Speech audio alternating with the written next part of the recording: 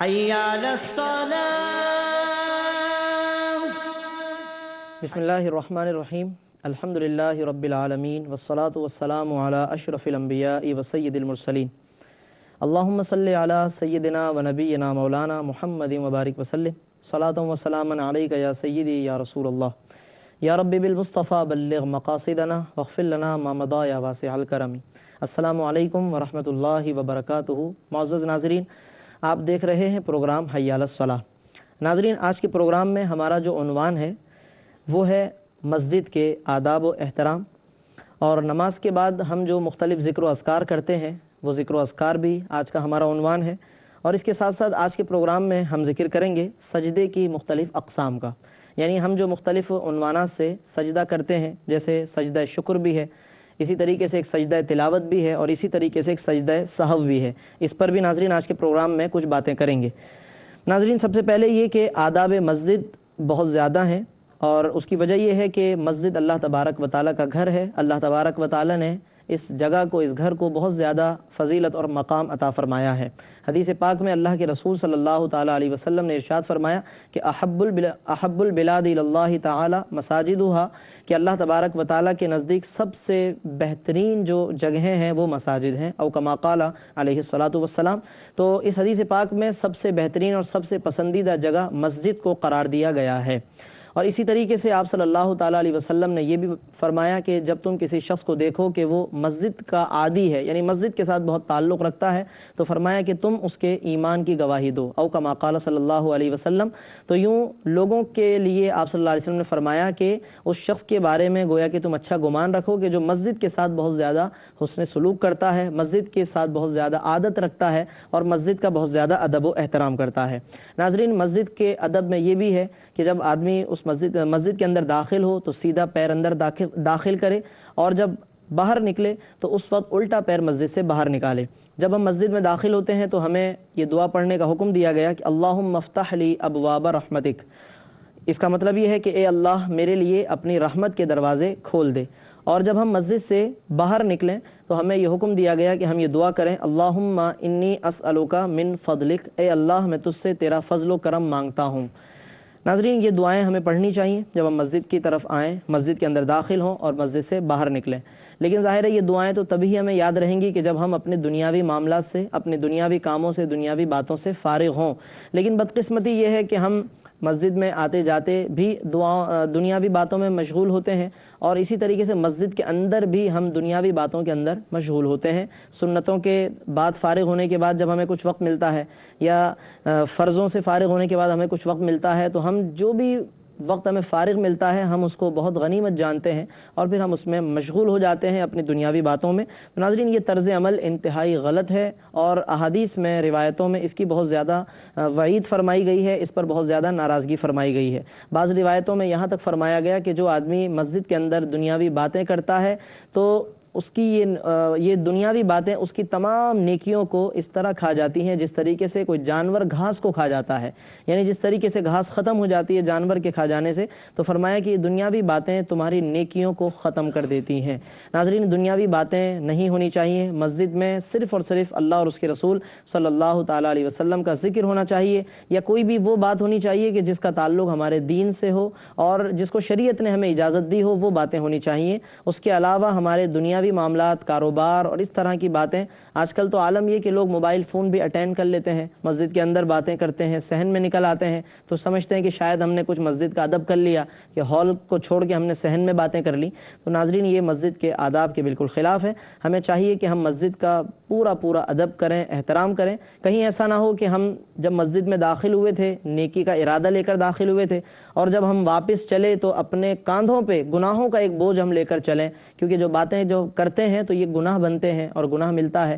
تو اس طریقے سے کہیں ایسا نہ ہو کہ جب ہم نکل رہے ہوں تو گناہوں کا ایک بھاری بھرکم بوجھ ہم اپنے کاندھوں پہ لے کے جا رہے ہوں۔ ناظرین، یہ طرز عمل خود ہمارا اپنا نقصان ہے، اور اس میں ہے گویا کہ ہم اپنی عبادتوں کو از خود اپنے ہاتھوں سے ہی ضائع کر دیتے ہیں تو مسجد کا ادب بہت زیادہ ضروری ہے۔ حضرت فاروق اعظم رضی اللہ تعالیٰ عنہ نے اپنے زمانے میں مسجد سے باہر ایک چبوترا بنوایا اور فرمایا کہ جس کو بھی باتیں کرنی ہو وہ اس چبوترے پر چلا جائے۔ یعنی اس کا مطلب یہ تھا کہ مسجد کے اندر وہ آدمی باتیں نہ کرے، اگر اسے باتیں کرنی ہی ہیں تو وہ مسجد سے باہر جا کر بات کرے۔ تو مسجد کے اندر کسی قسم کی دنیاوی باتیں اس کی شریعت میں اجازت نہیں دی گئی۔ ناظرین، جب ہم نمازوں سے اپنی فارغ ہو جاتے ہیں تو ہم مختلف قسم کے ذکر و اذکار کرتے ہیں۔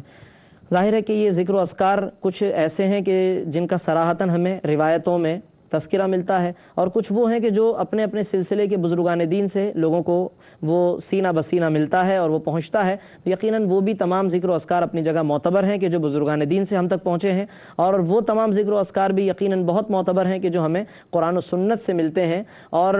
آج کے پروگرام میں ہم ان میں سے کچھ ذکر و اذکار کا تذکرہ کر رہے ہیں۔ خاص طور پر ایک ذکر جس کا ہمیں روایتوں میں تذکرہ ملتا ہے کہ جب آدمی فرض نماز سے فارغ ہو جائے تو وہ اپنا ہاتھ اپنی پیشانی پر رکھ کر یہ کلمہ پڑھے، بسم اللہ الذی لا الہ الا هو الرحمن الرحیم اللہم اذہب عنی الہم والحزن۔ اگر کسی کو یہ کلمات یاد ہوں تو بہت نصیب ہے، اور اگر بالفرض یاد نہ بھی ہوں تو اس کی بجائے آدمی پیشانی پہ ہاتھ رکھ کر یا قویو بھی پڑھ سکتا ہے۔ 11 مرتبہ یا قویو پڑھنا یہ بھی بہت زیادہ باعث برکت ہے، ورنہ یہ کلمات بھی پڑھنے چاہیے، بسم اللہ الذی لا الہ الا هو الرحمن الرحیم۔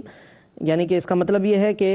میں اللہ تبارک و تعالیٰ کے نام سے شروع کرتا ہوں کہ جس کے سوا کوئی عبادت کے لائق نہیں، اور وہ بڑا مہربان نہایت رحم والا ہے۔ اللہم اذہب عنی الہم والحزن، اے اللہ میرے ہر رنج و غم کو دور فرما دے۔ تو یہ دعا بھی کرنی چاہیے، اور خاص طور پر جو فرض نماز کے بعد دعائیں کی جاتی ہیں، حدیث میں آیا کہ وہ دعائیں اللہ تعالیٰ قبول فرماتا ہے۔ پوچھا گیا کہ دعائیں کس وقت قبول ہوتی ہیں، تو آپ صلی اللہ علیہ وسلم نے فرمایا کہ وہ دعائیں جو فرائض کے بعد کی جائیں، یعنی فرض نمازوں کے بعد، اور رات کی نماز یعنی تہجد کے بعد جو کی جائے تو اللہ تعالیٰ ان دعاؤں کو قبول فرماتا ہے۔ تو اس لیے یہ بھی ایک دعائیہ کلمہ ہے کہ اللہ میرے رنج و غم کو دور فرما دے۔ تو یہ پیشانی پر ہاتھ رکھنا یہ بھی حدیث پاک سے ثابت ہے، لہذا یہ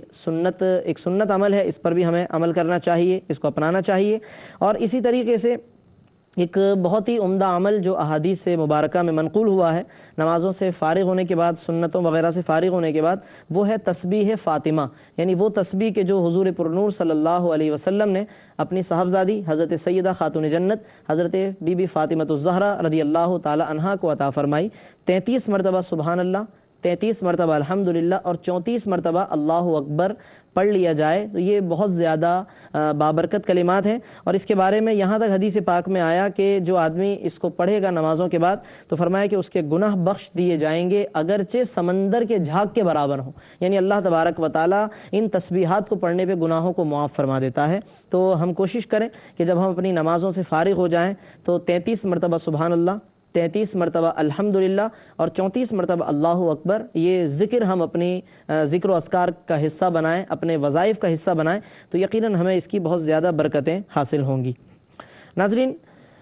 ذکر و اذکار اور بھی بہت زیادہ ہیں، پھر اس کے بعد دعائیں ہم کرتے ہیں۔ دعاؤں کے اندر یہ ہے کہ ہم ادب کے اور احترام کے ساتھ دعا کریں، اور خصوصاً جو دعا کا سب سے اہم ادب ہے وہ یہ کہ ہمارے دل میں خشوع و خضوع ہونا چاہیے، ہمارا دل متوجہ ہونا چاہیے کہ ہم اللہ تعالیٰ سے دعا کر رہے ہیں، ہمارے ہاتھ ایک ہی جگہ پر ہونے چاہیے، ہماری نگاہیں ایک جانب ہونی چاہیے۔ یہ بہت اہم بات ہے دعا کے اندر، ورنہ جب آدمی لاپرواہی سے ادھر ادھر دیکھتا ہے اور نہ تو اسے اپنے ہاتھوں کا پتہ ہے کہ یہ کس طرف جا رہے ہیں، نہ اس کی نگاہیں اسے معلوم ہے کہ یہ کس طرف اٹھ رہی ہیں، اور پھر زبان سے دعائیں بھی ہو رہی ہیں، اور وہ دعائیں بھی وہ ہیں جو اس کو یاد ہو چکی ہیں بار بار پڑھتے رہنے سے، تو اب اسے یعنی وہ دعائیں وہ کر رہا ہے جو اس کے اپنے دل کی آواز نہیں ہے۔ تو روایت میں آتا ہے حضور پرنور صلی اللہ علیہ وسلم فرماتے ہیں کہ اللہ تبارک و تعالیٰ غافل دل سے کی جانے والی دعا کو قبول نہیں فرماتا۔ تو جس دعا کے اندر دل غافل ہو، دل بے پرواہ ہو، اللہ تعالیٰ اس دعا کو قبول نہیں فرماتا۔ اور یہی وجہ ہے کہ آج ہماری دعائیں بھی ہمیں اپنی دعاؤں کی قبولیت نظر نہیں آتی، اور ہم شکوے ہی کرتے رہ جاتے ہیں کہ ہماری دعائیں قبول کیوں نہیں ہوتی۔ تو کیوں نہ ہم اپنے اعمال کی طرف توجہ کریں، ہم اپنے عمل اور اپنے معاملے کی طرف توجہ کریں کہ ہم دعائیں کس طریقے سے کرتے ہیں اور ہم کتنے آداب کو اس میں ملحوظ رکھتے ہیں۔ ناظرین، شروع میں ہم نے بیان کیا کہ آج کے پروگرام میں ان تمام باتوں کے ساتھ ساتھ ہمارا ایک عنوان ہے سجدے کی اقسام۔ ہم مختلف طریقوں کے سجدے بھی ہمیں ادا کرنے کا حکم دیا گیا ہے، جس میں ایک سجدہ سہو بھی ہے، ایک سجدہ تلاوت ہے، اور ایک سجدہ شکر ہے۔ سجدہ سہو تو یہ وہ سجدہ ہوتا ہے کہ جو ہم نماز میں کرتے ہیں اور اس وقت کرتے ہیں کہ جب نماز کے دوران ہمارا کوئی واجب چھوٹ جائے، کوئی واجب چیز تھی وہ رہ گئی ہم سے، تو اس وقت سجدہ سہو کیا جاتا ہے۔ مثال کے طور پہ وتر کی نماز میں دعائے قنوت پڑھنا واجب تھا، اور کوئی آدمی غلطی سے اس تیسری رکعت میں دعائے قنوت پڑھنے کی بجائے تیزی سے رکوع میں چلا گیا، تو اب حکم یہ ہے کہ وہ آدمی واپس پلٹ کر نہ آئے بلکہ اپنی نماز کو کنٹینیو کرے اور آخر میں وہ سجدہ سہو کر لے۔ ناظرین، سجدہ سہو کا طریقہ بہت آسان ہے کہ جب آدمی آخری رکعت میں التحیات میں بیٹھے تو عبدہ و رسولہ تک پڑھنے کے بعد آدمی ایک جانب سے یعنی سیدھی جانب سلام پھیرے اور اس کے بعد سجدے میں چلا جائے، اور اس طریقے سے 2 سجدے ادا کر کے دوبارہ بیٹھ جائے اور پھر نئے سرے سے التحیات کو پڑھے، پھر درود شریف رب جعلنی پڑھ کے آدمی سلام پھیر دے۔ تو یہ سجدہ سہو کا بہت سمپل طریقہ ہے اور ہمیں اس کو ذہن میں رکھنا چاہیے۔ تو جب بھی کوئی واجب چھوٹ جائے، مثال کے طور پہ جیسے ابھی ہم نے دعائے قنوت کی مثال دی، اسی طریقے سے نماز میں سورہ فاتحہ پڑھنا واجب ہے ان رکعتوں میں جن میں واجب قرار دیا گیا، جس کی تفصیل ہم پہلے بتا چکے ہیں۔ تو سورہ فاتحہ کسی نے چھوڑ دی، یا سورت ملانا واجب تھا، اس نے سورت نہیں ملائی اور وہ رکوع میں چلا گیا، تو آخر میں سجدہ سہو کر لینے سے اس کی نماز ادا ہو جائے گی۔ تو یہ 2 سجدے جو ہم ادا کرتے ہیں نماز کے اندر، یہ سجدہ سہو کہلاتے ہیں۔ ناظرین، اس میں بعض اوقات یہ غلطی بھی لوگوں سے ہو جاتی ہے کہ سجدہ سہو کے بغیر لوگ سلام پھیر دیتے ہیں، یعنی یہ تک یاد نہیں رہتا کہ ہمیں سجدہ سہو بھی کرنا تھا اور لوگ سلام پھیر دیتے ہیں، اور جیسے ہی سلام پھیرتے ہیں ایک دم یاد آتا ہے کہ جی ہمیں سجدہ سہو بھی کرنا تھا۔ تو ناظرین، یہاں پر ایک اہم بات یہ ہے، اور یہ اس سے یقیناً بہت سارے لوگوں کو فائدہ بھی ہوگا، کہ فقہا فرماتے ہیں کہ جب آدمی کو سجدہ سہو بھی بھول جائے، یعنی وہ سجدہ سہو کیے بغیر سلام پھیر دے، تو اس کے لیے یہ حکم ہے کہ اگر وہ ابھی تک اس نے اپنا سینہ قبلے سے نہیں پھیرا، یعنی اسی طریقے سے بیٹھا ہوا ہے اور کسی سے اس نے بات نہیں کی، تو اس کا مطلب یہ ہے کہ وہ ابھی نماز ہی میں ہے، اور اسی طرح بس وہ اللہ اکبر کہہ کر سجدے میں چلا جائے، 2 سجدے کر لے اور پھر بیٹھ کر التحیات کو مکمل کر کے سلام پھیر دے، تو اس کی نماز ادا ہو جائے گی۔ بہت سارے لوگ یہ سمجھتے ہیں کہ جب ہم نے سلام پھیر دیے تو ہم نماز سے باہر ہو گئے، اور جو ہم نے سجدہ سہو نہیں کیے تھے تو اب ہمیں شروع سے نماز پڑھنی پڑے گی، تو ایسا نہیں ہے۔ 2 سجدہ سہو جو ہم سے چھوٹ گئے اور ہم نے سلام پھیر لیا، اور اگر ہم اسی طریقے سے بیٹھے ہوئے ہیں، کسی سے بات نہیں کی ہے، تو اسی ٹائم ہم فوراً چلے جائیں، سجدہ سہو کر لیں اور التحیات میں بیٹھ کے سلام پھیر لیں، تو انشاءاللہ یہ نماز ادا ہو جائے گی۔ تو سجدہ سہو بہت سارے لوگ واقف نہیں ہوتے ہیں، غلطیاں بھی کرتے رہتے ہیں، اور پھر سجدہ سہو کے بارے میں بھی پتہ نہیں ہوتا ہے، تو ناظرین ہمیں اس کی معلومات بھی اپنے ذہن میں رکھنی چاہیے۔ البتہ یہ اہم بات بھی یاد رکھیں کہ نماز میں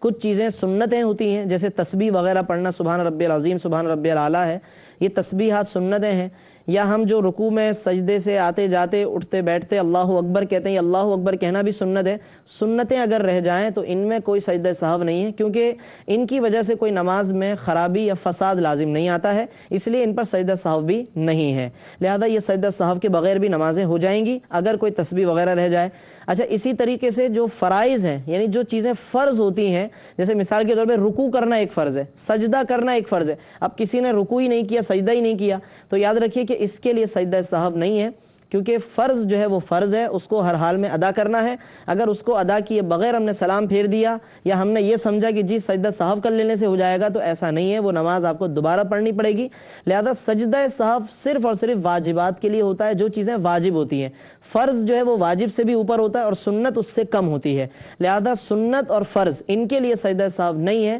واجبات جو ہوتے ہیں جیسے دعائے قنوت ہے، یا سورہ فاتحہ پڑھنا ہے، یا سورت ملانا ہے، یہ چیزیں جو واجبات میں ہیں، اور اس طرح کے بہت سارے واجبات ہیں جو ہم پیچھے پروگرام میں بیان کر چکے ہیں، ان کے چھوڑ دینے پہ سجدہ سہو کرنا ہوتا ہے، اور اس سے پھر انسان کی نماز ریکور ہو جاتی ہے، مکمل ہو جاتی ہے۔ ناظرین، اسی طریقے سے شریعت مطہرہ نے ہمیں سجدہ تلاوت کا بھی حکم دیا ہے۔ سجدہ تلاوت کا مطلب یہ ہوتا ہے کہ قرآن مجید میں 14 آیتیں ایسی ہیں کہ جو آیات سجدہ کہلاتی ہیں، ان کو پڑھ لینے سے یا کسی نے پڑھا اور ہم نے سن لیا تو سن لینے سے سجدہ تلاوت کرنا واجب ہو جاتا ہے۔ حدیث پاک ہے صحیح مسلم میں، حضرت سیدنا ابو ہریرہ رضی اللہ تعالیٰ عنہ اس کے راوی ہیں، حضور پرنور صلی اللہ علیہ وسلم فرماتے ہیں کہ جب ابن آدم آیت سجدہ پڑھ کر سجدہ کرتا ہے تو فرمایا کہ شیطان وہاں سے ہٹ جاتا ہے اور رو رو کر کہتا ہے کہ ہائے میری بربادی،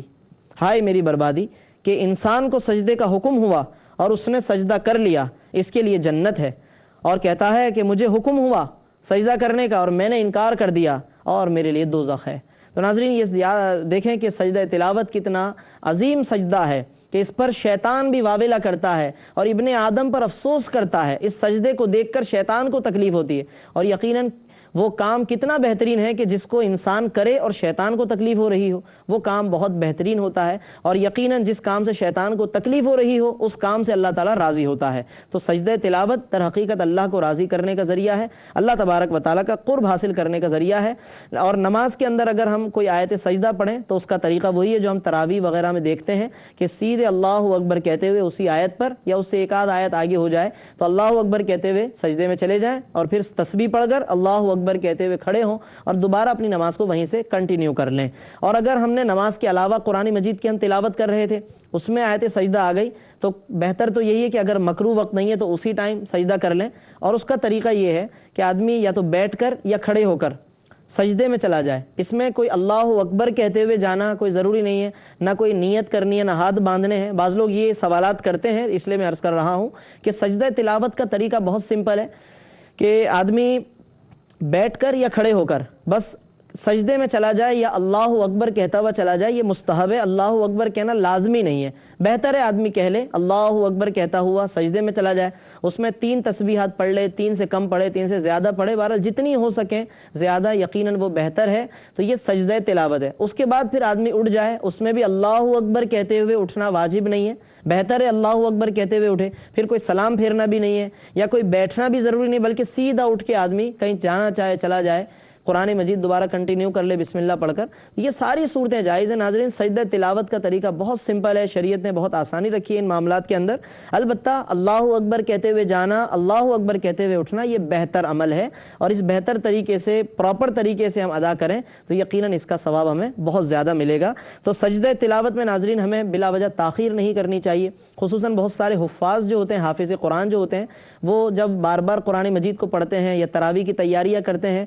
تو اب ان پر اتنے زیادہ سجدہ تلاوت آ جاتے ہیں کہ وہ اس وقت ادا نہیں کرتے، اور پھر اس وقت بھی ادا نہیں کرتے، اور پھر بس بدقسمتی سے کبھی بھی ادا نہیں کرتے۔ بہت سارے ایسے حفاظ قرآن ہیں کہ جو سجدہ تلاوت ادا نہیں کرتے اور وہ بار بار اپنی منزلیں پڑھتے رہتے ہیں، قرآن مجید یاد کرتے رہتے ہیں۔ تو اس پروگرام کی وساطت سے میں ان حفاظ کو بھی یہ پیغام دے دوں کہ جو قرآن مجید کو بار بار پڑھتے رہتے ہیں، سجدہ آیات سجدہ بھی پڑھتے ہیں وہ، اور سجدہ تلاوت نہیں کرتے، ان حافظوں کی میں بات کر رہا ہوں، تو وہ اس پروگرام کی وساطت سے برائے کرم اس میسج کو قبول کریں اور اپنے معمولات میں سے وقت نکال کر سجدہ تلاوت کو ادا کرنے کا اہتمام کریں۔ مختلف اوقات میں سجدہ تلاوت ادا کریں۔ جتنے بھی سجدے ہمارے ذمے ہیں، ہم